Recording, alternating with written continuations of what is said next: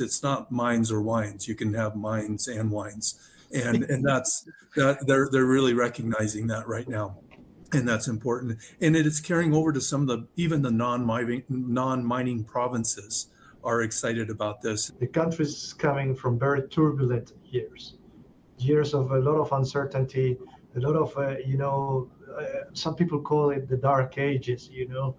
And now there is a lot of light that it's been thrown into the Argentina. I think that they are doing this because there is a real change in people's mind, in the culture. We're voting with our feet here on this panel, right? We are here working hard, putting our best effort, putting our reputations on the line to advance these projects, to raise foreign capital and bring it directly, put it to work in growing our projects and our teams and taking part in this growth in the country. Good afternoon or good evening, depending on where in the world you are signing in from. I am thrilled today to be joined by luminaries in Latin American mining, Joaquin Marias, CEO of Argenta Silver, John Black, CEO of Aldebaran Resources, and Sam Leung, CEO of the newly minted Centauri. Gentlemen, how are you today? Doing well. Awesome. Great. So we got a fun topic today, as all three speakers are running companies that are possibly the most exciting place to be in mining today, Argentina. But here's how today's going to work. I've got some questions just to kind of get the party started. But this is an interactive event, so please do use that chat button at the bottom right of your screen to ask questions at any time during today's event. We're probably going to avoid asking any questions that are too specific to one of the companies here today, but you feel free to ask anyway in the chat. I'll just pass them through to the respective speaker's company. If there's anything that's right on topic, I'll try and weave it into the conversation as much as possible or tackle it towards the end of the hour. Last piece of housekeeping, today's event is being recorded. It'll be available for replay late this afternoon Eastern time. It'll be on the same link, but also on Six's YouTube channel. But eager to get into the protein. So I'll get right into it. President Milei's administration, which recently their party won a bit of a polling upset in the country's midterms, has implemented significant reforms, including the RIGI. It's the Regime of Incentives for Large Investments framework. John, I'll throw it to you first, but from your perspective, operating actually in country, what's changed on the ground in the last couple of years in terms of investment climate and regulatory certainty? Well, it's important to note that the changes that have come with the Milei government have been fantastic and really opened up the mining industry. But it wasn't just night and day with him arriving. We were seeing, particularly in certain provinces, we were seeing changes that were becoming more pro-mining anyway. So that's why we started in the country in 2018, because we felt things were moving in the right direction. What the Milei government brought in is really changing the environment to make it attractive to make the large foreign investments that are necessary to build mines.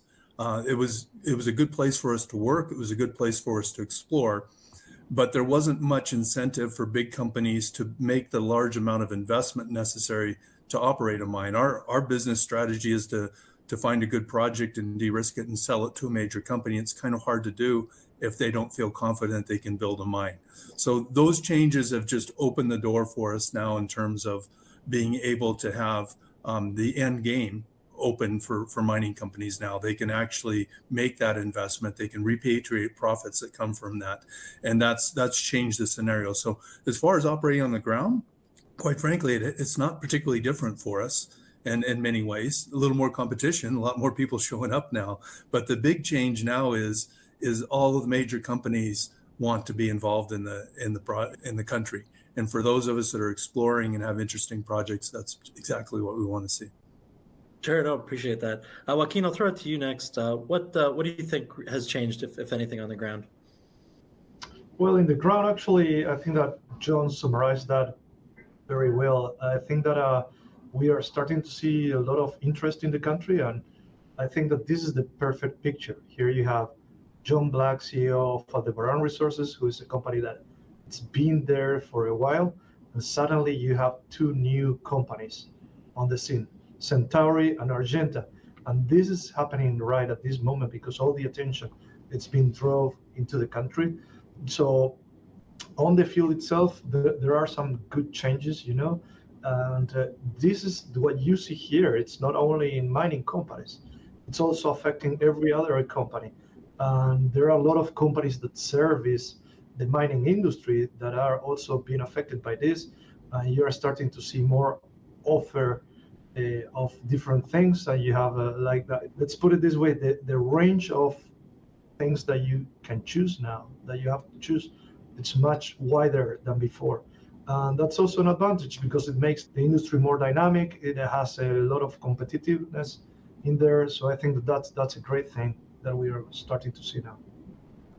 Awesome, appreciate that. Sam, I'll throw it to you as obviously you got a lot of experience, but you're kind of the new kid on the block company-wise here. What are you seeing in terms of the energy and vibe shift in Argentina? Yeah, I give you a direct example is, when we're in the roads, exploration roads in the towns in the north, you see the number of logos on fleeces of the exploration teams that are doing work, not just from the actual, exploring companies or larger mining companies and earn-ins, but also new service companies that are involved now in various parts of Argentina. So a big part of that is the relaxation of some of the restrictions in bringing capital into the country, as well as goods, everything from exploration equipment and new technologies. So I think we're going to see a new wave of being able to apply those to our project. It's absolutely much easier to get a drill rig now than it was a few years ago, and even more importantly, to get replacement parts. So you hit it right on the nose there. That's pretty good change for us. No, I bet. Now John, you alluded to in your first answer that obviously there is, it's a jurisdiction with both federal and state authorities or provincial authorities you need to work through. So I'm curious for each of your perspectives, because I know there's some different provinces on display here. How do you navigate the relationship with the province? Have you seen some become more competitive and attractive mining investment under the current administration, or are the same provinces that were heavy into mining still the same ones leading that charge? Joaquin, I'll throw it to you first. You're pointing to something that is very important. Argentina, it's a multi-jurisdictional place because every province has its own regulations. But we cannot forget, we should not forget that there is a national mining framework, which is the mining code. And the mining code, it's one of the most detailed mining codes probably in the world. It states everything on how the industry has to be moved from exploration to production to mining closure. There are also some investment laws that have been incorporated into that code or amended into that code that predate also the RIGI. So I think that when you get into a country like this, where you have multiple jurisdictions with particularities and a national mining framework, you start from general to small, right? You need to learn what is the general framework, what is the national mining code, what are the regulations that protect you as an explorer or as a producer in the country. And then you need to go and deal with the particularities of the provinces. In most cases, it's going to be how they do things. If you need to present the environmental impact assessment before or after some step, or one thing or the other. So I think that these kind of things, these relationships that you need to navigate are completely different. One, it's national level, and the other one, it's a provincial level. And it's really important to have local people that understands both environments because they are completely different. So in our case, for example, our president and legal representative, who is in Argentina, the president of the subsidiary, is a well-known lawyer in the province. He has the contacts, he knows the people, he knows how the system works. And all this is making us much easier, our relationship with the government. Awesome, I appreciate that. Sam, I'll throw it to you next for navigating that province national framework.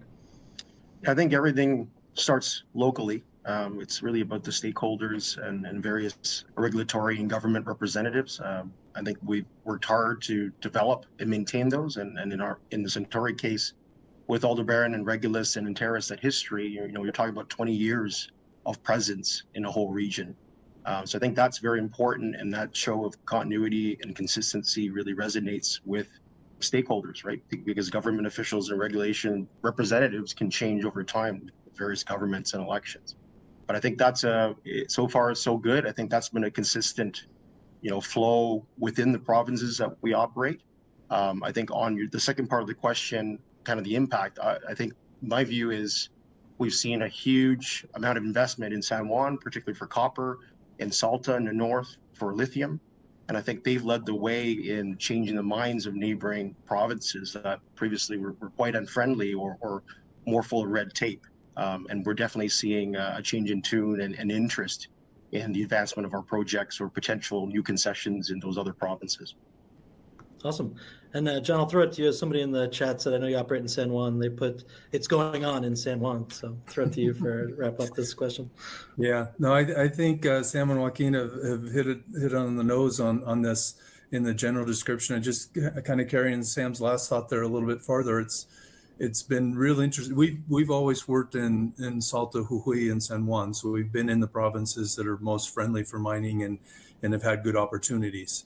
But places like Mendoza used to be a complete no-fly zone for us, and they've totally changed their tune now on this, including arguably they may get the first copper mine in. That's what they're trying to do there, and that's just a radical change that we've seen. And the reason that has come about is because they see the potential for mining to improve everybody's lifestyle, and they look at it more rationally and realize that it can be compatible with other activities. It's not mines or wines. You can have mines and wines, and that's that they're really recognizing that right now, and that's important. And it is carrying over to some of even the non-mining provinces are excited about this, and they're participating in RIGI for agricultural projects or oil and gas projects or other things as well. So as we begin to get more of the governors on board with the idea of large foreign capital investment to open up new jobs and more professional positions for people,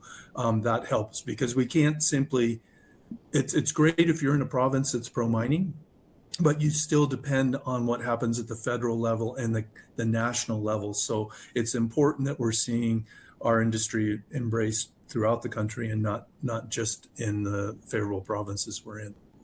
Great. If you allow me, Romeo, I think that we need to put everything in context here, right? Argentina is coming out from maybe, 20 years of economical hurdles and problems and things, mostly in the provincial level for each province, right? And now with this new administration, the administration has decided to cut the flow of some funds into the provinces from national level. So some of those provinces now they are starting to think, hey, I won't have any more that safe haven from Big Daddy, which is the national government, and now we need to produce. And they know, mostly the western provinces of the country, that they have all this richness on the Andes, and some of them they have been banning the mining industry once and over and over and over, relying on something different like wine or the oil industry. I am particularly from Mendoza. And speaking on the case of Mendoza had the biggest oil and gas basin of Argentina, and now it's depleted, it's over. So the national oil company is moving out from the province. The wine industry was big, but we didn't have that amount of population that we have today. So there are differences in time and in the context that have changed, that have made some of these authorities to change completely their mind and to start aligning themselves to something that it's more in accordance with reality. And this national government, which is advocating for the mining industry, the oil and gas industry, and the agribusinesses, they are focusing themselves in these three things to move the country forward. I think that the provincial governments, they are starting to align with that. And as John was saying, we start to see some changes even before the change of administration. But on federal level, well, this government is decided to move the country based on those three things. And the governors see this as a great opportunity to stay aligned and keep moving forward. No, appreciate that extra context. Yeah, it's certainly a significant change. One thing I'm going to throw, actually, I'll give it to you, John, first, if you don't mind. What infrastructure developments over the years, particularly in recent times, or solutions have you seen or been yourself part of implementing that make Argentine projects more viable in mining? Well, I can probably best speak more directly to just San Juan, where we have the most experience right now. And in a project basis, we have a great sharing arrangement with Glencore and the Pachon project just next door. We share the same road going up, and that's an agreement between the two of us. But it's facilitated by interaction between all the companies. There's a round table that we use to have discussions amongst all of us doing exploration work in the country, and those type of agreements are worked out there, so that's been good. But in more of a provincial setting, I first started working in San Juan, I think it was probably 1997, And the changes between 1997 and today in San Juan are just incredible. It in terms of there's now a modern area in the downtown that hosts the government. It has a great theater that's there. The roads have improved. The roads out to our project have improved dramatically out to the Valley of Calangasta. And it's well recognized by provincial authorities, and more importantly, much of the community, much of the population of San Juan, that's largely been on the back of revenues coming from mining. Keep in mind, it's not like there are no mines. We have the Veladero mine, we've had the Guacamayo mine, we've had several large gold mines in Argentina, and they've made a very noticeable impact. That's why San Juan embraces mining so much, is because they can see what comes from that. But as we have the opportunity to move to these large copper projects, the impact's going to be even more. So it's been a radical change, and I can't wait to see what San Juan looks like 20 years in the future from now. I think we'll see even more changes. So some of those changes help us, but more importantly, they help everybody else. And that's what's critical, is we need to see these not just be infrastructure changes that don't solely benefit us. Oh, really appreciate that. Joaquin, I'll throw it to you for what infrastructure developments you've seen or are seeing right now. Well, I agree pretty much with John. I studied geology in the province of San Juan, and when I came there were streets that still dirt roads, or some areas that were not completely fully developed, changing between the old government house to the new government house that John is mentioning. That happened in those years, and I think that all this development that we have seen in the last years, it's going to be now probably pushed more due to this new inflow of investments. Argentina has a huge infrastructure, and that's something that it's pretty much undervalued in the country. Our railroad in Argentina was built by the English and operated by the English during many, many, many years. The roads had been all around the Andes trying to access to different sites because Argentina was historically a mining country. We have a lot of cities along the Andes, on the foot of the Andes, so lots of resource to be provided from there. So there are power lines that have been connected everywhere. I was discussing with somebody the other day what had happened in Spain, this blackout that they had. It wouldn't happen in Argentina at all, because we have a national interconnected power grid that when some energy facility goes down, the circuit gets connected, hooked up, and it never leaves areas in blackout. So there's so much infrastructure. Argentina has nuclear power, hydro, gas, and all these things that are coming now together. And I think that we will see much more improvement very soon on those things. In terms of Salta, where we have the project, and where Sam also has his project, I think that Salta is doing a lot of things to pave roads on the mountains, to make them wider. They keep them all the year workable. There is a lot of transit of very heavy equipment due to the lithium industry. So these roads, they need a lot of maintenance, and the government is constantly working there. So I think that infrastructure, it's a key element of Argentina.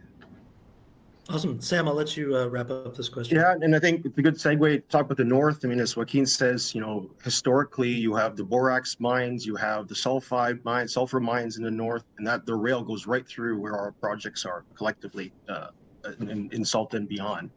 But just the amount of development, I mean, going through there 2 trips this summer, I've never seen so many solar panels in my life.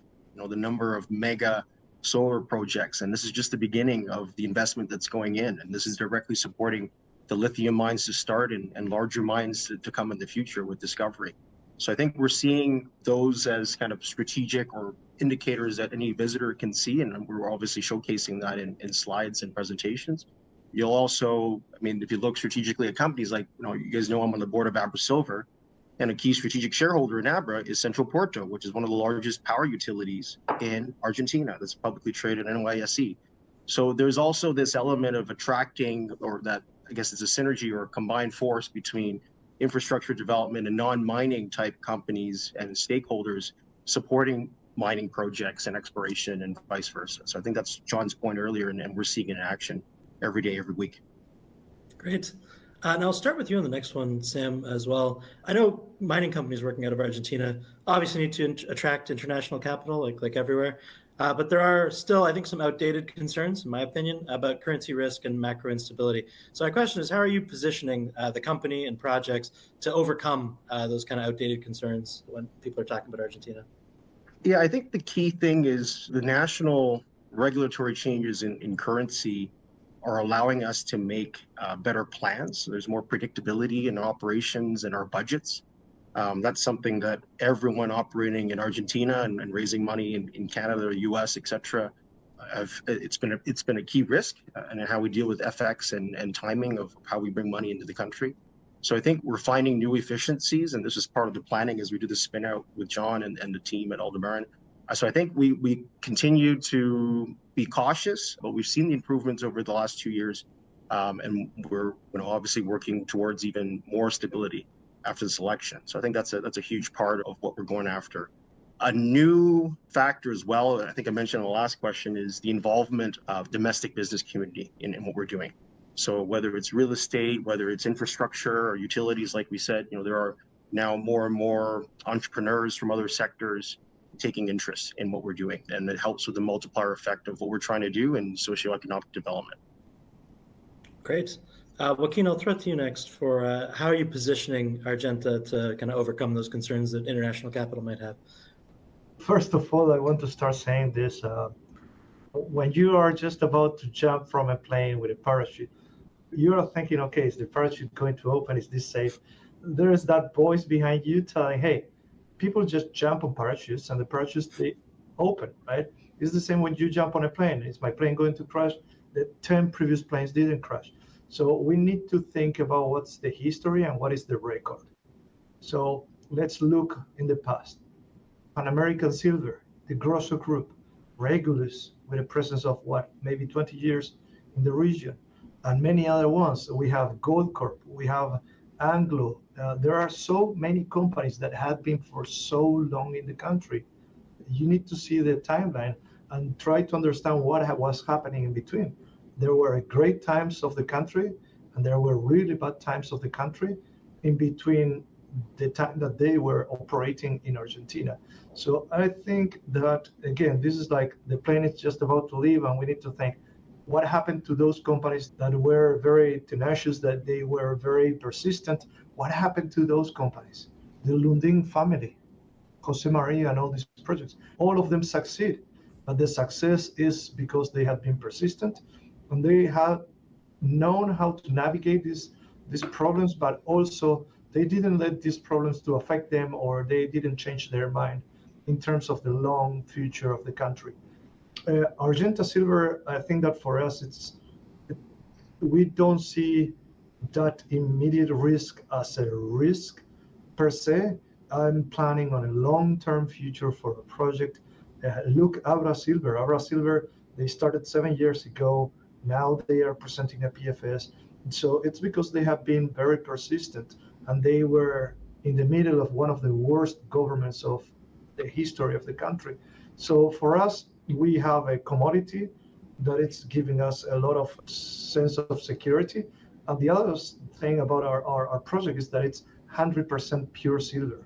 So we don't have lead or zinc, so we have the full leverage of the silver market. And that's probably a great advance. We have a very strong position in the country. We have a resource. And I don't see these changes along the way in political or economical things as risks per se. I think that here the key is persistence. Great. John, I'll throw it to you to wrap up this topic.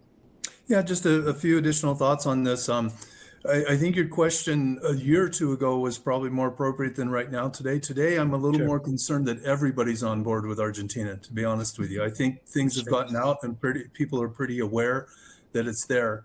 And what we want to do is make sure that people fully understand Argentina, that they're not just jumping to it because it's hot. And then say, a great example was a few weeks ago. If those election results hadn't been as robust as they were, we might have seen people turn very negative on Argentina when that wasn't necessarily the case. So I think it goes back to Joaquin's point that you need persistence and you need understanding. So I think the important thing is that we help shareholders understand all of the opportunity and all the details and all of the timeframes it's going to take us to get there. So a form like when you called and asked about this form, I thought, hey, this is fantastic. This is an opportunity to help people understand Argentina better and make wise investments. It's a fantastic opportunity. I just don't want people to jump on because it's hot and jump off and miss it because one small thing changes or something like that, or they don't fully understand the time frame. So it's all about communication and education and making sure people really fully understand how things work and how long it takes us to do things. Awesome. Appreciate that. And there's one question from the chat, actually, that, John, I'm just going to throw to you, and then feel free, Joaquin and Sam, if you guys have comments on it as well. But Ben Whiting from the chat says, his colleagues and friends with Pan American Silver have gone through several waves of political change in Argentina. And he wants to know, how do you see the relationship between the very enthusiastic junior explorers and the majors who have had kind of problems in the past? What's that relationship look like now? I think we've kind of touched on that before, in that it's for a long time now, it's been a great place to explore.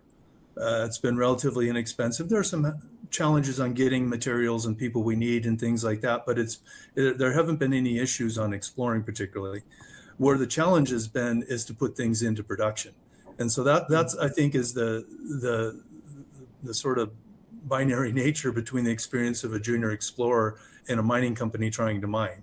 There have been examples that have managed to get things in, but there have been plenty of great discoveries that haven't been able to be converted into mines, and plenty of good projects that have just been sitting there waiting for the time. So I think that's the change. And right now what we're seeing is the mining companies are over the moon about these changes right now, because it will allow them to bring in the capital necessary to move forward. There may still be some provinces, specifically thinking of Pan American, there may still be some provinces where there are a few more challenges, but we're seeing more and more provinces realize the potential of mining and move cautiously, sometimes even rapidly, into a situation to go forward. So I think that difference of experience between explorers and miners will smooth out here in the very near future. No, appreciate that. Anybody else has thoughts, go for it, or I'll get into environmental permitting. Well, first of all, warm regards to Ben. So it's great that Ben is listening to us. And I think that he's asking something very, very important, because as John was stating, plenty of these big companies in Argentina now, they are also divesting some assets. And I think that it's the juniors, the ones that are going to be able to move those assets into the future, right? We see some new things happening, like some companies doing spin-outs to, develop new things in their portfolio, or things that have been there under the shadow of something bigger. So we are starting to see all these things moving forward, and I believe that it's a great. There is a great relationship, or we would see great relationship in between ones and the others. Yeah, I was going to just add, Romeo, that in the north, there are some direct examples for that question. If you look at the number of lithium juniors that originally were exploring the salars, the salt flats, to the operations that exist today that are owned by Australian companies, Koreans, Chinese groups that are there. And you look on the mining side, you have Fortuna that built Lindero back in just 2020 and 2021, the ramp up to commercial production. They've been successful there, as well. SSR still operates in the north. So you have people groups that have been able to navigate through from exploration stage through to commercial operation. And they may have had different strategies to diversify their own geopolitical risk, but for sure there are now huge opportunities, again, closer to home for those companies that are already in operations, and the majors looking for more stable production for decades to come. Awesome.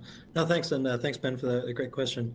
Joaquin, I'm going to throw the next one to you. I'm curious what your experience has been, and curious if it's changed with environmental permitting timelines and community engagement in Argentina. How does it compare to other jurisdictions you're aware of or have experience with? Well, Argentina has very strict rules in terms of environment and compliance and all these kind of things. As I mentioned before, the regulatory framework from Argentina, it's huge. It's huge. It's very well supported. And in terms of permitting, I think that the country is now getting up to speed independently on which jurisdiction you are. And this is due to the interest, right? And it's just easy as putting this, that before you could go to some mines departments and they would be, in their computers doing their stuff.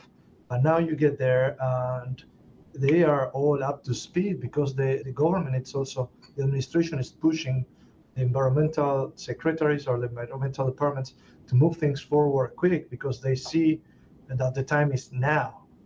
So in my experience with Salta particularly, the permitting has been fantastic. And I have to say that something the takeout for us from the environmental permitting and this thing, the takeout for us from our experience is if you comply 100%, things come super, super fast. It's because you are complying. It's because when they review things, they see that you are sticking yourself 100% to the rule, to the regulation. There are some well-known cases that these companies, are keep proposing things that are not supported by the regulatory framework, and they keep getting kicked off. And then they question and they say, "Look, what is going on with the permitting system in Argentina? Nothing wrong. Comply, and then you will get what you want." Today, that timing, it's much faster than before for sure, or at least that is my appreciation. I don't know what it's John's or some. Let's throw it to him and find out. John, I'll throw it to you for what your experience has been with community engagement and environment permitting. Permitting's fantastic in Argentina in general. It particularly compared to some of the other jurisdictions we work in. So it's not without there are a few little quirks that I'd like to improve, but the current government is addressing those actually and moving forward. There are a couple kind of archaic aspects to mostly how mining claims are held and things, but it's workable. As it was just mentioned, it's important to understand the rules and understand how to work within it. And if you run into something, the problems tend to be because as foreign companies, we might not fully appreciate how it works. And so then it's just communication with the government. We find all the provinces we're working in very open to helping us solve things. They want things to go faster than we can make them go, frankly. So that's good. So all that part's good. I'll touch a little bit on the community engagement because it's part of your question here. And just give one example of the difference on community engagement compared to some other areas we work. It's common for countries to have mining conventions. Here in the US, there's the big Las Vegas convention, or in Peru, there's Peru Min every other year. And those are really kind of love fests for mining companies to come, and you talk about buying tires for your haul pack or concentrator agreements or things like that. And it's mining industry amongst itself having a big event. In San Juan, they do a little bit of a different twist on this. It still has Caterpillar with the big trucks out there, and they encourage all of us to show up and have our booths and everything. But they also strongly encourage the community to come and see that. So instead of being a daytime event, it actually starts in the afternoon and goes until the late evening. They have musical groups that play free music. They have food stands around. They have 4 points in the city where they bus people in for free admittance to this event to see what mining's about and understand it. And it's by far and away the biggest event we do in terms of participation in the booth. There's no room in the booth every time. You just have all of these people from the community come by. You still have service providers and people coming by that way. But a lot of it's just, father bringing his kids because he wants to learn about what mining is. And is there a job that's going to be a good job for them? And we don't see that elsewhere. I think it's something that I'd love to replicate in other countries, where you're getting that engagement between the communities. And that's just, to me, a really noticeable difference between Argentina and many other places. Now, and we're seeing a boom of these events happening right now, perhaps a few too many of them and getting a little ahead of itself. But it's good to see that level of engagement. So the other thing I'd want to note is the nearest community to us, it's the Calangasta Valley with the communities of Barriel and Calangasta. A large number of our employees come from those communities, but they've actually built service provision companies. So, for example, the catering group we come from has its roots based in this small town of Barrial, not far from our project. and they provide international level catering services to us and many other companies right now. And so they've been able to build that type of a service up as a local provider, which is fantastic to see, because that will be one of the big challenges we have, is if there's enough capability, enough skilled labor, enough experienced labor, enough service provision available as we see all these projects come in. We're already kind of stretching the limits. It's really important that we encourage more development of that. Awesome. Yeah, I'm actually going to touch on labor availability in just a second. But Sam, I'll throw it to you for last thoughts on permitting and community engagement. Yeah, maybe the chance to highlight a key person within the Aldebaran team. That's Javier Roberto, who's one of their vice presidents and their country manager, who's really fostered this portfolio in Centauri. And I think, his perspective on this question would be, hey, Sam, I've got all these regulators, the government officials, these people in the mining chambers that I interact with regularly, that always ask me, why are you not advancing these projects that you've held on for 15, 20 years? So I think that's part of maybe the trend and change, in that there are stakeholders there from the government and regulatory standpoint that want to show and report up advancement and progress on investment, on progress, on new employment and new training. So I think it's probably connected to what we've seen in terms of the federal national voting platforms, and it's translating to the permitting side of things. So I think that's it lends itself to advantages that we have on the exploration front, and it's much more efficient and streamlined compared to many jurisdictions around the world. Right? I think it's the name of the game, or a key obstacle in most jurisdictions right now around the world. No, awesome. I think I actually really loved all three of your perspectives on that. Learned a lot. I love that. But I do want to talk to what John just mentioned at the end, talking about skilled labor availability. How competitive is Argentina comparatively for labor availability and operating cost structure? I'm also curious how each of you are managing cost inflation risks. I know inflation has historically been a dirty word in Argentina, but it's cleaned up a bit now. So curious, what is the labor situation like, and how are you managing inflation? And Joaquin, I'll start with you if you don't mind. Okay, so first of all, about labor. John was mentioning that they source themselves from people from a town. The town that we have close to us is actually at 8 kilometers from camp. So at night we can see some of the lights from town, from our camp. So that close we are from them. And to add on what John was mentioning, it's impressive how entrepreneurial these people has gone. So they have created all the ways and all the network, and they have had access to credits and things to start building these micro businesses that now they are starting to grow and grow and grow more to service these companies big time, right? It's the same for us. Our catering, our heavy machinery, most of our assistants and technicians are coming from local communities.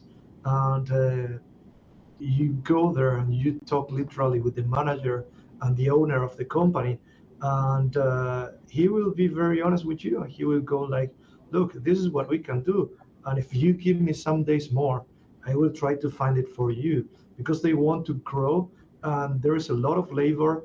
Argentina, it's a country with a huge amount of literacy. It's a country with very, very good universities. There is a lot of education. There has been a lot of industry in the country that has provided education to very highly skilled workers. And you have these two levels, the entrepreneurial side of the local communities, and then the big time university, highly qualified professionals coming out from different provinces that can source different things in country. I always say that if you want to hire 100% Argentine, you wouldn't have any issues at all.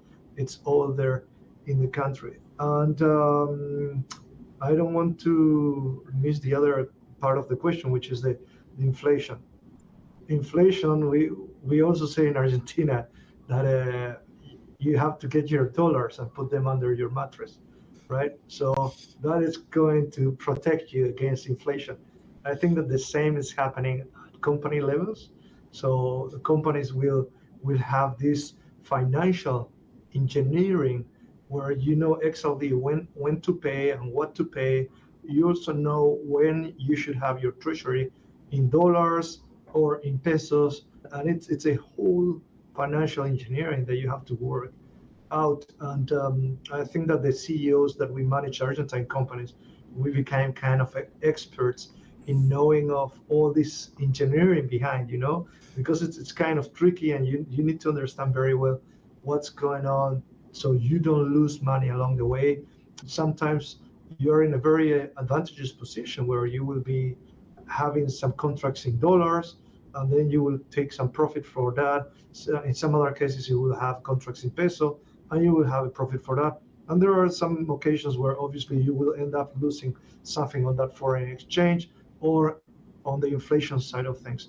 But it's about the financial engineering that you are putting behind your project to understand what are the problems there. And that's what it's going to save you at the end of the day. No, I think that's great. Sam, I'll give it to you for the two-part question: labor and inflation risks. Yeah, on labor, I think the guys have talked about the amount of talent and motivation of Argentinos that want to get to work, and young people in particular, young geologists, young engineers that want to be involved, that see this as a huge kind of career maker. I mean, they see the new landscape for mining as a huge opportunity and the multiplier effects for themselves and for their families. So I think that's as we set out to start Centauri and recruit the right people, starting with a lean team, there are amazing references that I'm getting from people within country from across the country. So I think that's a direct topical point that I'm working on right now. From a cost standpoint, there's no doubt costs have increased significantly over the last 5 years with kind of more the plateauing of the peso and with the US dollar.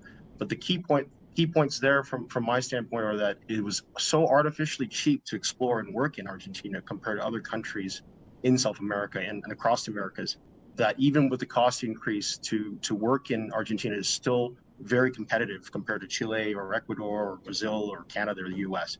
And it also maybe gives us support in the valuations of the companies that we have for the historical work that we've done, all the years of work and studies and drilling that takes to have resources to buttress PAs and PFSs. So I think those are all factors involved. It isn't costs are higher, inflation's high, and we can't get to work. I think it's part of building value in the companies and the projects that we're advancing.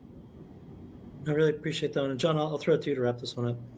Okay, I think Sam and Joaquin have covered most of the aspects on it. The last thing that Sam mentioned about the cost going up, that's kind of we now have manageable inflation and a more stable situation, which makes life a little easier on some of the hoops we've had to jump through, as Joaquin was mentioning, and just ways we learn to manage a more volatile situation. So the situation's more stable now. It is more costly. But I kind of view that as the price that we're all paying ourselves as countries that are working there, and the average Argentine. In order to have stability, in order to have a country that can attract this foreign investment and develop new industries, it means that everybody's taking on some economic pain right now. And it seems only fair that we're doing that as well as foreign companies working there. And we're all sharing that as we seek to have the environment we need to be able to put the mines in that are there. So I think that's an important part of it. So as far as labor, I echo the comments that have been made so far on this. I would point out, though, that as we move into the development of potentially multiple major mines at once, which it seems to be the direction we're going right now, we will probably stretch that. And Argentina, like many South American countries, has been pretty protectionist in terms of sourcing. That's admirable. It's fully consistent with our policies, but you have to make sure that you do have the key positions you need. And so striking that balance will be interesting. In Argentina, it gets to the point where in San Juan, it's frowned upon if we're hiring somebody from Mendoza, which is only 2 hours away, because that's almost viewed as a different country. And so I think we're going to have to collectively all work to make sure that we're not slowing things down because we're too restrictive on that. But it's a manageable problem. I'm sure we'll manage that as we go forward. No, interesting note. I got one more kind of big question for the three of you, and then I got some targeted questions to talk about each of your projects. But John, I'll start with you on this one. This is a kind of blue skies question. Looking ahead to 2030, what do you think needs to happen for Argentina to achieve top potential as a top tier mining jurisdiction? And kind of how confident are you that that's the direction this is going and that transformation will occur? Okay. Start off with being very confident on this. It's an outstanding opportunity, but there are some key things we have to watch. We just cleared one of the critical hurdles is the midterm elections with Malay's government receiving support. That's a vote of confidence.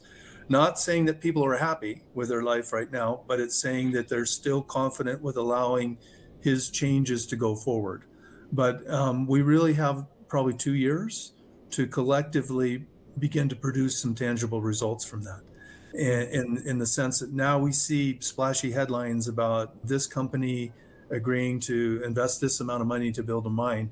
But so far, that's really headlines and on paper in many cases, particularly in our space, in the copper space on this. That needs to turn into actually real jobs and real tangible benefits. It's a little different perhaps up in Salta, because in Salta, we've seen the lithium companies come in more quickly. It's just the nature. Those are brines. They're easier to put into production. And you're already seeing jobs. You're already seeing taxes flow from that then can be used for other purposes. So I think we need to celebrate those and make those visible in the country. But as an industry, we also need to do everything we can to land these opportunities that are coming in and turn them into real jobs. Because in 2 more years, we're going to face a critical election that'll determine whether we're on the right path on this, and it's very important that we don't step completely back on that. That is a risk.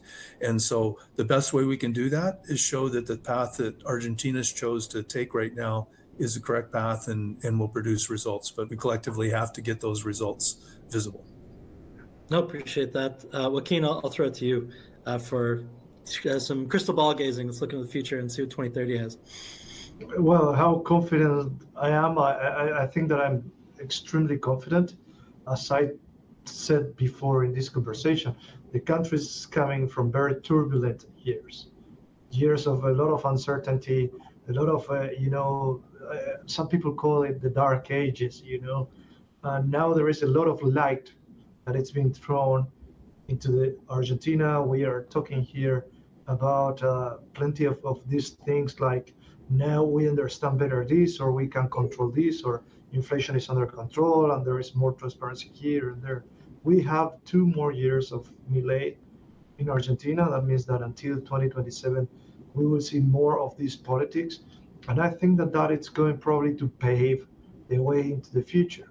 So I don't know if we will have another Javier Milei after 2027, but what I'm pretty sure is that we are not coming back to what it was before.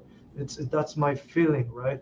That we are not going to jump back into those dark ages, because as John was perfectly explaining, people is paying a price, and the price that people is paying in Argentina is very, very high, and they are paying that price because they want to change.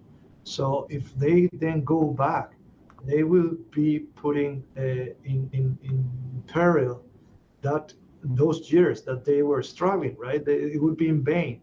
And I don't think that people is struggling in vain or that they are suffering in vain. I think that they are doing this because there is a real change in people's mind, in the culture. And I think that Argentina, it has this vast range, which is the Andean mountains. It has Patagonia. It's a country that it's not that mature. It has a lot to give. Provinces that have been closed forever for mining, and now they are opening themselves for exploration. Mendoza, it's an example of one of the very pro-mining companies in the past that for 20 years was completely closed, and now they open their gates again.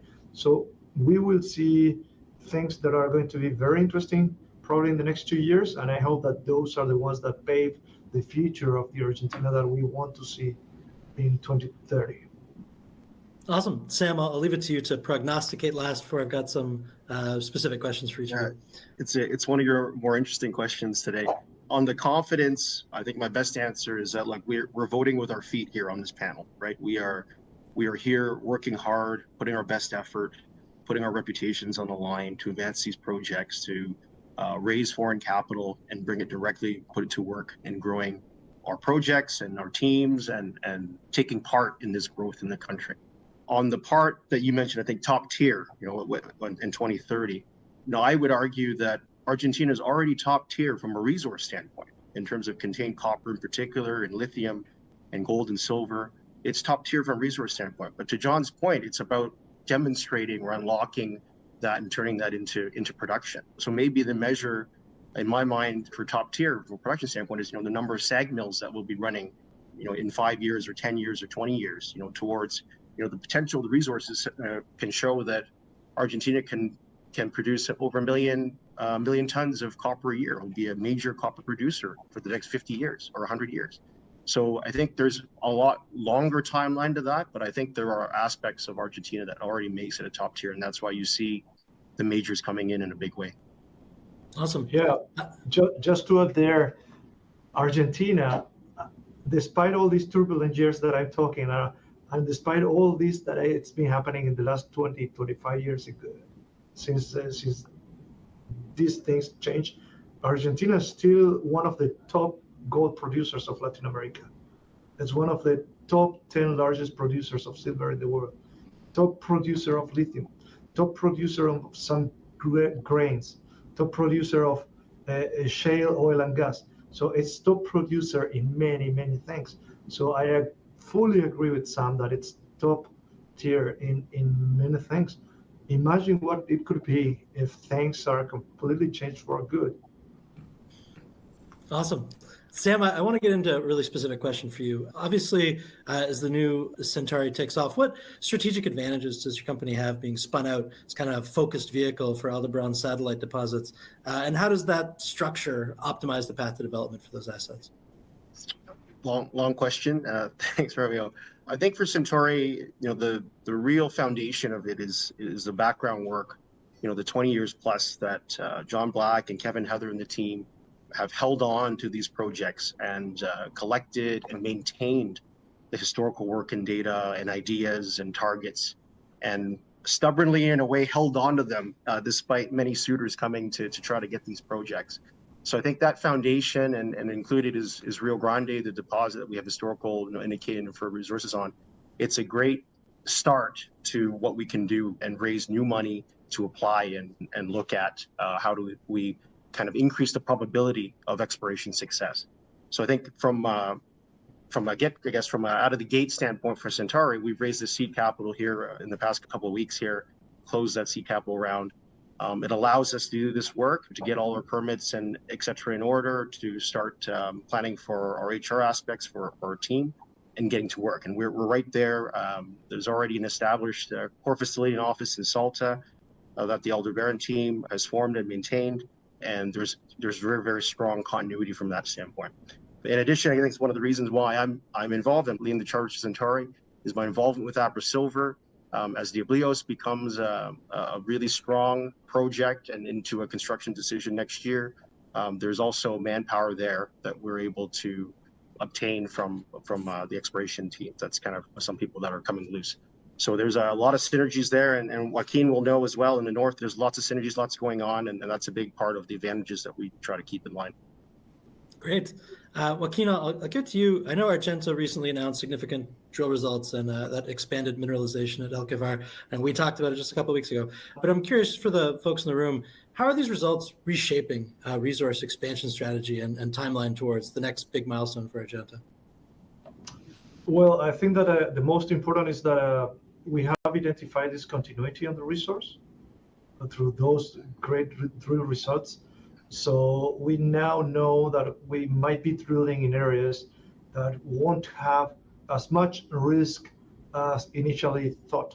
So what we have done in terms of our next program, which has already started, we have divided the capital allocation into a dual approach of 40% into the resource expansion and 60% capital allocation will go into exploration. So we will be extremely aggressive on the exploration, and at the same time we will be working on the resource, and working on the resource is giving us some certainties, it's giving us more ounces to add in the future. So I think that that's the major thing that we are taking from the previous drill program, that we have identified the continuity of mineralization, and we will keep drilling on trend while we are very aggressively looking for some new discoveries in the property.